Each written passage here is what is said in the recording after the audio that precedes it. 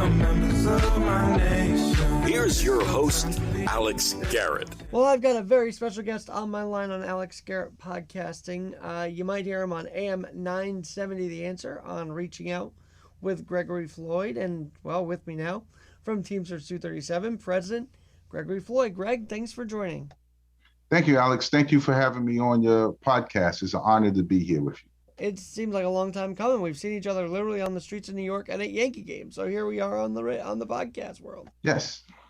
So yes. I know you have a few minutes here to talk to me about what's going on with NYCHA. It's such a huge deal, though, that I feel New Yorkers may not know about, but you're literally right there at the bill signing with Governor Hochul. And what's going on with NYCHA? Well, for many years, NYCHA has been underfunded and they have been in financial straits. They even have a federal monitor that was placed there in recent years. But the chairman, Greg Russ, who used to be the former head of the Cambridge, Massachusetts Housing Authority, the reason I bring that up is because he is now here in New York. And I will go back 8 years, we, the union, went up to Cambridge, Massachusetts, and we were invited up there by our counterpart, John Murphy, to see the innovative way that Cambridge dealt with their housing crisis. Now, Cambridge, Massachusetts was able to leverage the federal dollars. For every $250 million, they were somehow leverage it into billions of dollars in funding. Don't ask me how they did it. Greg Russ knows, but it was a formula and it worked. So we went there, we saw them renovating the tenants' apartments in real time by moving the people from one end of the building to the other while they renovated the apartments, and then they moved them back to those buildings. They repositioned the tenants and worked around them, and they rehabited the entire building from lobby to landscaping, new pipes, new boilers, air conditioners, everything was put in new. The boilers were moved from the basement where it could be flooded out to the top floor. And I could tell you, when I described the boiler rooms on the top floor, you could actually have your lunch there. That's how clean it is. So they didn't need people to stand there and adjust temperatures. They could do it from computers and phones. Everything was automated. They have solar panels on the roof so that they save money in energy. So I could tell you that was a dream, watching that housing authority work. We couldn't get the previous. I feel like our own authority doesn't have the imagination to do something like that, or maybe they finally do. Well, we couldn't get the previous administration, which was the Bill de Blasio administration, to go up and look at it. And it was ironic because he grew up like 7 blocks away from the place.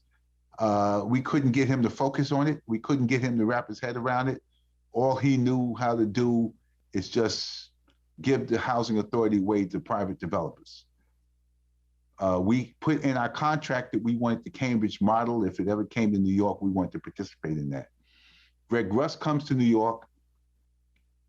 He looks in our contract and he has a conversation with me. He said, they, meaning New York, said I couldn't do that model here, but I said it's in the union contract. Well, Greg Russ got it done. That's where the trust came in. That's what the governor signed. And this is the beginning of looking at that Cambridge model being brought here to New York. So we finally got the right person here to New York to implement what we saw in Cambridge, Massachusetts. And that's what that celebration was, because of the possibilities of NYCHA being rehabbed, money being leveraged, and people staying in their homes and having homes to be proud of. So he's going to take about 25,000 developments and redo those developments, and then we see where we go from there. but hopefully it will be a success like it is in Cambridge, Massachusetts. The possibilities would be endless. You could it's going to take time to do it, but once you get started and people start seeing the progress, I believe they're going to be happy with the results. Now, I don't know if you want to touch on it, but you mentioned progress, and boy, oh boy, you went from a leader that was falsifying documents at NYCHA to now real overhaul. And do you feel Governor Hochul is the right person to make this happen, or was she just like, what's exactly her role? And talk about that progress from someone falsifying documents to this. Well, when you say you threw out falsifying documents, tell our audience who you're referring to, because don't make that charge, because people would think. Well, I know that the NYCHA lead at one time was doing that. If you're there, you go, Shola Olatoye, who falsified documents about the lead paint removal. That's what we're talking about, right? Exactly. Expand on that and how we went from that to now progress here. That is a matter of record. Yes, that is a matter of records. So you don't have that person there any longer. You have Greg Russ, who's the head of the housing authority there, came from Cambridge, Massachusetts, by way of Minnesota, because he was in Minnesota first. So how do we get from falsifying documents to having this program? Well, the federal government, the Justice Department, stepped in and placed a federal monitor in NYCHA. And I believe that monitor might be there for the next 10 years. As a result of that, Greg Russ was hired because of that monitorship. So that's how you get the right person there. Now, how do you get this bill passed? Well, he got the legislature in New York State to buy into it because he showed them what he could do and they believed him. He got the mayor of New York to buy into it, the right mayor, not the previous mayor, because the previous mayor didn't even want to look at it. So that's how you get this buy-in. You get the right governor, because the right governor, Kathy Hochul, was the right person coming along because she signed it. And everything was aligned. And that's how you go to having a person and having administration who accepted falsified documents to having something that could be real, tangible. And just to be clear, this was not real tangible future. This isn't to do with an election year, right? This was Governor Hochul truly in the best interest of New York, not her political motivation. No, I don't believe it had anything to do with the election. And I don't want to get into the election. This had everything to do with, this was on her desk and she's working in real time, and work speaks for itself. This bill was passed, whether she was a governor or someone else, the legislature would have passed this bill, and it would have been left for the governor to make a decision, whoever that governor would have been at this time, whether they were going to sign it or not. Fortunately, this governor chose to sign it. I know this was a special moment. Tell us being next to her as she signed it. More than being next to her, I mean, just being invited. Labor had a seat at the table, and being included in the ceremony was special because this was our first time ever being included in a bill signing for a governor of New York State. But more importantly than being part of that bill signing was the bill that was signed that's going to help the people, the residents of NYCHA, and also our members who work in the New York City Housing Authority. That was more important than being next to the governor signing the bill to me. Gregory Floyd, Teamsters 237 president, I really feel like no one, even in the news, thought unionization was the answer. Maybe even they neglected to think about that angle, right? Over the last few years of news coverage of NYCHA. Well, we've taken some political hits because of the bad management. Bad management leads to blame on all sides, and it's hard for you to say it's not me. However, we were part of this bill being passed. We were part of buying into it from the beginning because we knew what happened in Cambridge, Massachusetts, and we could testify, and we did testify to the results and the possibilities and what could be. So understanding that NYCHA, and I believe Cambridge leveraged $250 million and made it almost $3 billion with a B. It was a huge, huge, huge success story there. And we see how that housing authority turned around and was immaculate. So you can multiply that on a large scale in New York. You take it a piece at a time because there are so many units, and you just start working. And once people see a development, a building, a floor, an apartment renovated, everyone will know that they have hope. And the only question we'll have after that is, when are you going to do my apartment? Hi, Matt. Yeah, exactly. All right, Greg, one last thing. Where can people find the coverage of, Teamsters' role in this? Because I know you guys have a website. So what's the best way to get in touch with you guys? Oh, on our website, 237, local237.org.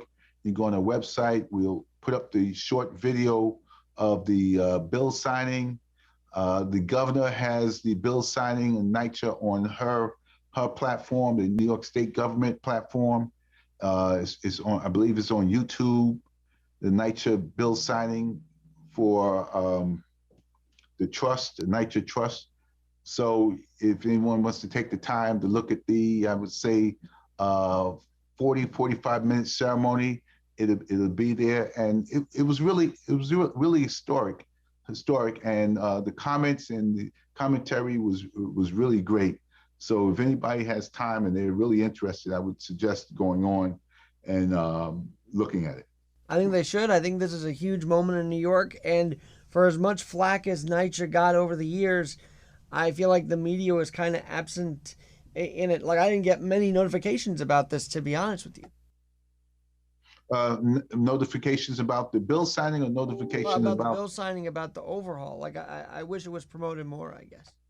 Well, the bill signing, the bill was passed, I would say almost 2 weeks ago, and the bill signing was last week. So it was a really, really quick turnaround. So if you look at the end of the session, the bill was signed, the bill went through NYCHA, and the governor decided she was going to sign it right away.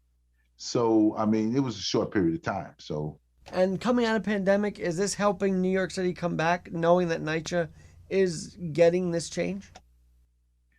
I don't think the two have anything to do with each other. NYCHA is a separate entity, almost a separate city, but it does help because this will be real union jobs for people doing the work. So this will also jumpstart the economy because you're going to be putting construction workers back to work, rehabiting the NYCHA developments. So you're going to see a lot of union building trades going back to work in NYCHA to rehab those developments. So that in turn will stimulate the economy because people work, people pay taxes, people buy things. And this movement could inspire those in Starbucks and Amazon to continue unionizing. That's been a theme as well.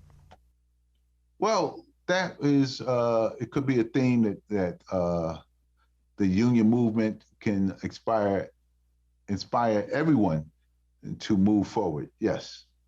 Love that message. All right, Greg Floyd, thanks so much, Teamsters 237. And hey, we'll see you on the radio on AM 970 The Answer. Thank you. And Alex, as always, it's been a pleasure. And you said something that I got to say. If anyone sees me on the radio, let me know because I can't see myself. I'll talk to you then, Greg. Thanks so much. And this has been Alex Garrett Podcasting, where we're always adapting. Thank you.